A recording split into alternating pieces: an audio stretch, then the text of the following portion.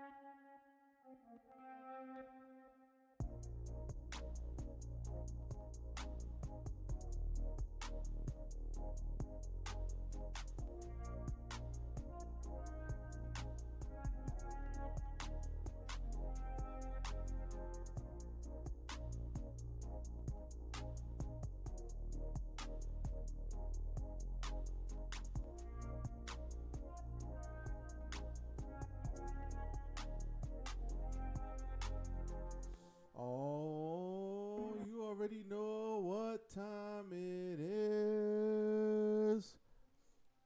This is Tuesday, National Beat Up on NXT Day. Yeah. I joke, I kid. Listen, welcome everybody. Y'all know where y'all at. Y'all know why y'all are here. And unfortunately, we had to talk about this show on Tuesday, but first things first. You activated my trap card. Check out my socials. As always, follow me, RJD10K on Instagram, RJ699 on Twitter, RJD199 on Snapchat, and most importantly, follow What the Wrestling on Facebook and YouTube and TikTok. Perfect. Follow What the Wrestling on Spotify and Anchor. Follow What the Wrestling because you love to. Listen. Do it. Just do it. Y'all already know. Let's go.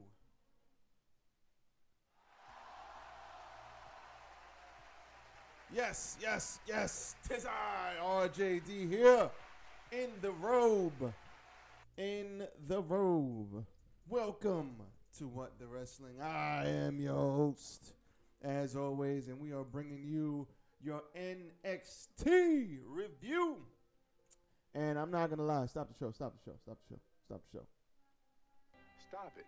I'm not going to lie. If I didn't have to, I wouldn't watch NXT. I just wouldn't. Every time I see NXT, it reminds me of the black and gold. Tommaso Ciampa, Johnny Gargano, Pete Dunne, Tyler Bate, Shinsuke Nakamura, Samoa Joe, Bobby Roode. And now we have Von Wagner. Nope. Von Wagner. Stop it. Get some help. Yeah, not the same thing. Not even close to being the same thing. But we are going to do our best to quickly run through this show that I really did not like. A couple of things I did like, but en masse as a whole, didn't really like the show. But first things first, like the goddamn video. Hit that like button, like, comment, share, and subscribe to the channel as I drink my coffee. Listen. Do it! Just do it! Like, comment, share, and subscribe to the channel. Come on, we are at 10 subscribers. We started at 0. Let's go. This is season 3. Let's go. We need to get to 50 subscribers by the summertime, June 1st. Come on, let's stop it. Actually, we need to get to 500. 1,000. Let's go, y'all. Stop the cap. Listen. Give me a hell yeah! I said give me a hell yeah! Shout out to Star Cold, baby. Just bring it, bitch! All right, now back to regularly scheduled programming. NXT 2.0. Didn't really like it. Don't know what's going on. If I didn't have to, I would not review this show. This is going to be a quick review, y'all. We're going to run through this like Roadrunner style. Beep, beep. We running through this. Speaking of beep, beep, we got to get some more sound bites. Some more sound bites coming soon. I am going to rearrange them. This is going to be fun. It's going to be fun. But listen. First things first, we had Lash Legend versus Nikita Lyons. I don't know what it is, but Nikita Lyons has something. I think I said that a while ago. There's something about Nikita Lyons. I don't know what it is, but she's got it. If she can learn to put it together, ooh, they got something on their hands with her. Surprise, motherfucker. They got something on their hands with Nikita Lyons. She's legit. I love her kicks. I think give her some time, 6 to 9 months. Listen, Raquel Gonzalez, she was green when she first came in. Now she's putting on great matches. We have Braun Strowman when he was there. Same thing. Nikita Lyons is going to be a big deal. She has something. There's something there that can be molded into something great. But the problem is, there is no problem. She's still getting the hang of this thing. So I like Nikita Lyons. I like her look. I like her delivery. I like her badassness, if that's a word.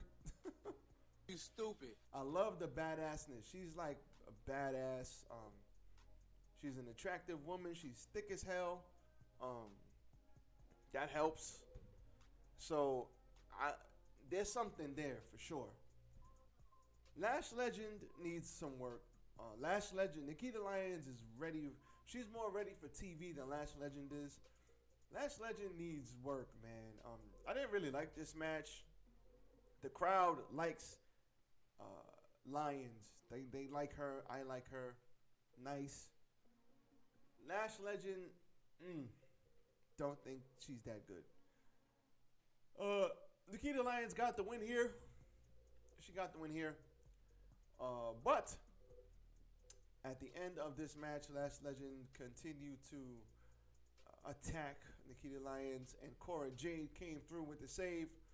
Natalya came through and started beating up on Nikita Lyons, and Cora Jade hit everybody with the skateboard and got the save. But I just don't like, this match wasn't that good. The first match was better because it wasn't that long. This match was a little longer, and when you got one green person trying to lead another green person, yeah, it don't really work like that. So I look forward to Nikita Lyons and seeing what she does moving forward. Put her in the ring with somebody like Saray, or put her in the ring with somebody like Dakota Kai. Maybe too soon for that, but put her in. I mean, you're just bringing her in, so you're not going to put her to the mid-card, top of the card yet. But she needs to be in the ring with somebody who has a wealth of experience. I don't know if she has any experience, but she's way, way more ready for TV than Lash Legend.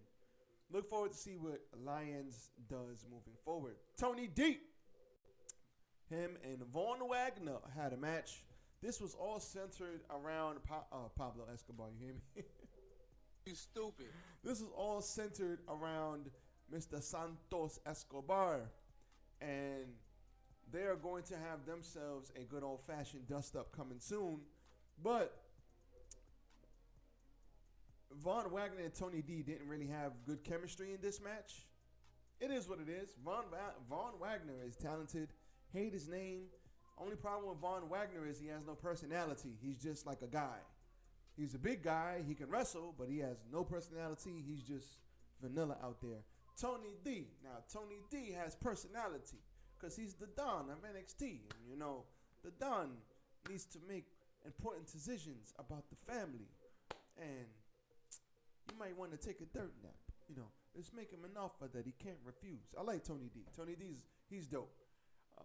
I love the fact that they're pushing this guy. They definitely have something with him. When it comes to Monday Night Raw, he's going to get over. Tony D's getting over for sure. But Von Wagner is good. He just needs a personality. And just because you make somebody a bad guy doesn't mean, or a heel, doesn't mean that they have personality. It don't work like that. So you lose. Von Wagner gets the win here because Santos Escobar came down after the distraction from the Legado del Fantasma, whacked him over the knee. He got back in the ring. I think he got kicked. What was the finisher? I think he got big booted or something. But got back in the ring, took the L, and that was all she wrote. And now, after the loss, Tony D now has two goons with him, which is great. You win. The two goons are going to help him out tremendously. But Tony D is charismatic as hell. He's going to get over. But Von Wagner, they need to fix that shit. He just needs, either he needs a mouthpiece or he needs somebody with him, something. I mean, I know he has somebody with him, but he has no identity. He needs an identity. And that's going to be his biggest hurdle going forward. So, with that being said, both these guys are talented, but Von Wagner needs an identity. Tony D, him and Escobar are going to go at it, and after that, they'll be fine. But one problem I have, though, I will say that I think they're messing up on. What the hell are they doing with Legado del Fantasma? It seems like they win and then they lose, but they lose and then they win. They lose a lot more than they win, but they don't win the big matches. But it's like this is the epitome, of 50-50 booking. Legado del Fantasma are all really good. They should probably be on SmackDown right now, all of them. Bring them up as a faction. Yes, they're not 6'4". Who gives a shit? They don't have to be. Like, you could clearly see, like, Vince hates anybody under, like, 6'1", because they don't get any burn. But Legado del Fantasma could be on SmackDown right now, making moves. They shouldn't be in NXT anymore, especially Escobar, because Escobar can wrestle his ass off. And if you don't think they're gonna get over, then there's something wrong with you, because they will. But as always, they don't like short guys. They're keeping them in NXT. But Tony D, crowd likes Tony D. This was a decent match. But Troy, Two Dimes, Donovan, and Stax, Channing, Lorenzo are now with Tony D. That's going to be a good trio right there. Looking forward to it. We had Nation Frazier walk out to the ring, only to watch Guru Raj get laid out by Grayson Waller. Waller took to the ring Mark Frazier as Chase U came. Excuse me. But then he laid him out with a huge drop kick and then a suicide dive. That's when Marlo Ronaldo, a tope suicida. Like he laid him out crazy. That was great. This was okay. Nothing much here. I like Grayson Waller, but that's another guy who I don't quite get him. But I think once I get him, he's going to be great. So, shout out to that guy. Now, we have Kanta Chase and Kaiten Carter versus Valentina Feroz and Yulisa Leon. What is going on with my names here? I guess they took away Kat Zaro. They changed her name, which is what it is. Didn't need to be changed, but whatever. But these ladies had themselves a decent match.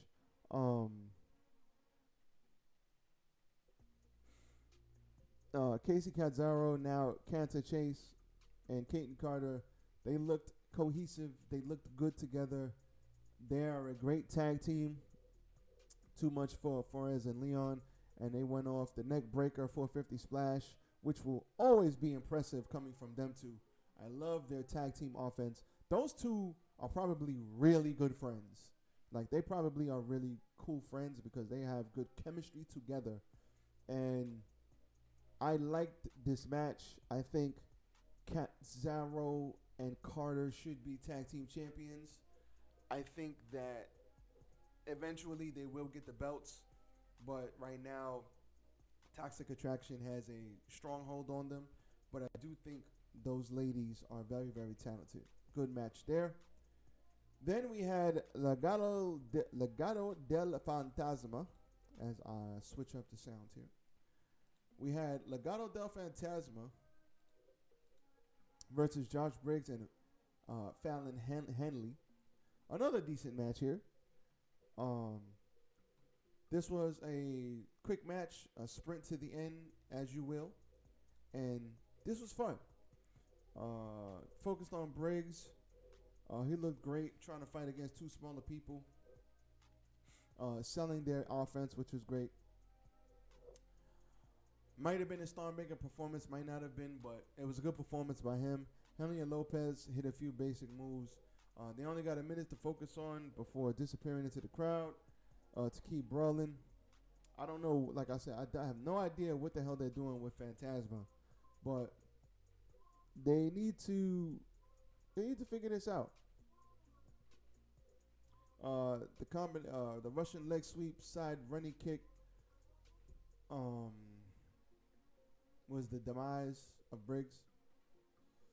So we'll see. We'll see what happens. But they need to the Legado del Fantasma really should not be on NXT. I think they should be doing so much more, especially on SmackDown. You stupid.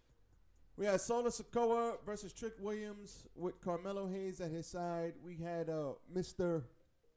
Cameron Grimes to the moon. You know, he was out there on commentary. Mr. Trick and Solo Sikoa had a decent match. Carmelo Hayes was out there. The end came when Solo Sikoa hit him with a Samoan slam. They hit him with the big splash for the win. Trick is very I call him Trick, but it's funny how they go, let's go Solo Sikoa, and then they go, let's go Trick, or what the hell the crowd says? Oh, man, I forgot. Oh, whoop that Trick. You stupid. That's funny shit. But Trick did what he could, but in the end he lost. Cameron Grimes came into the ring. He got super kicked by Solo Sikoa. Carmelo Hayes tried to come in and butt in as always. So this is a nice little mid-card feud that they have with Carmelo, Solo, and Cameron Grimes. Looking forward to see what happens after that super kick to Cameron Grimes by Solo Sikoa. Then we had a nice Surprise, motherfucker. The Viking Raiders fought Idris Enfo and Malik Blade. Now, not gonna lie, good to see the Viking Raiders. Haven't seen them on TV. That's good. The only problem is, what the hell? Why the hell did they send them to NXT?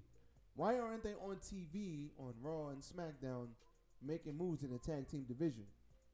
It's like everybody from NXT 2.0 that had traction, had momentum, they just killed them. They're just like regular people now.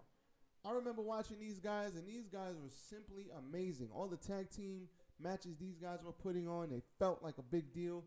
It's good to see them in NXT, but not gonna lie, it's kind of hard to care. Like, they got the win here, which is good.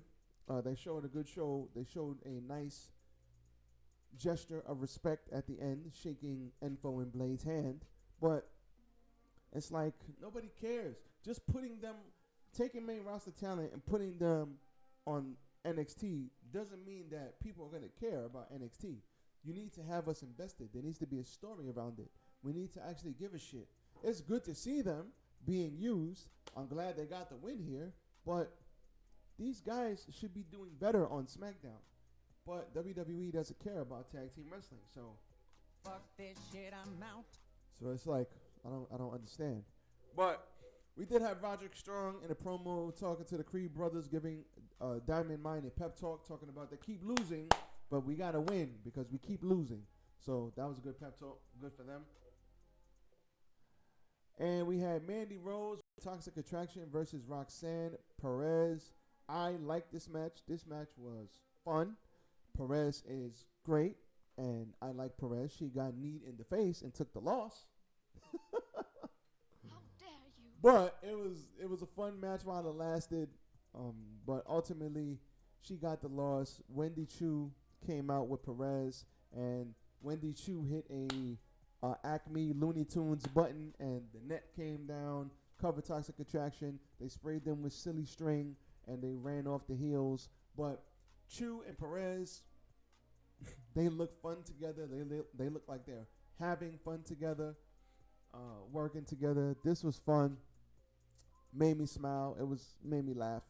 Dakota Kai and Chu, that's like the odd couple combination. Perez looks like her and Chu are like destined to be to work good as a tag team. Then we had Jesus Christ. Final woman in the breakout tournament is Sloane Jacobs, and she's been fighting her whole life since she's been fighting her whole life, but she's only 19. So I guess there's that. How dare you? Joey Gacy came out and promised to change the world. He walked out alone, but then the Hooded Men came out and surrounded the ring. He cut this promo talking about how he's going to be champion. He told everybody Braun Breaker was too injured to defend his title. Rick Steiner arrived to debunk that. NXT champion came to defend his daddy, but Gacy used a distraction and the Hooded Men to hit a springboard clothesline, and then the Hooded Men passed the NXT title to each other one by one, like they were on the assembly line. They passed it to Joey Gacy, and that was the end of NXT, and that is how it went off the air. Braun Breaker did not look good here, but he wasn't meant to look good here. This didn't further anything to me. Rick Steiner being involved didn't really help in any way, I don't think. I mean, yeah, you're going to fight for your daddy, obviously, but I just don't see how this was. I still don't. It's meh to me. It's very meh, and that's bad because I like Braun Breaker. I think but it's this show in general. It's like there's no heart to it. There's no heart to it. So they're gonna have to figure that shit out because they got to do better. But other than that, that is your NXT. NXT is what it is. It's gonna be what it's gonna be. Stupid. It's not how it used to be. It's not a killer show like it used to be. But this is what we got, and this is what we're doing. So I'm done complaining about it. But this show was meh to me at best. Meh. But that was your NXT, and this is your NXT review. Tonight we have AEW as always. AEW review will be out tomorrow as always, so look out for that on Thursday. Any breaking news, you know I'm going to hop on and give it straight to you. Should be a very loaded dynamite, so we will see what happens moving forward with AEW. This is your NXT review. I am out of here. Everybody be safe. Check out my socials once again. Like the video. Like, comment, share, and subscribe to the channel. Oh, yeah! And I am out. Peace.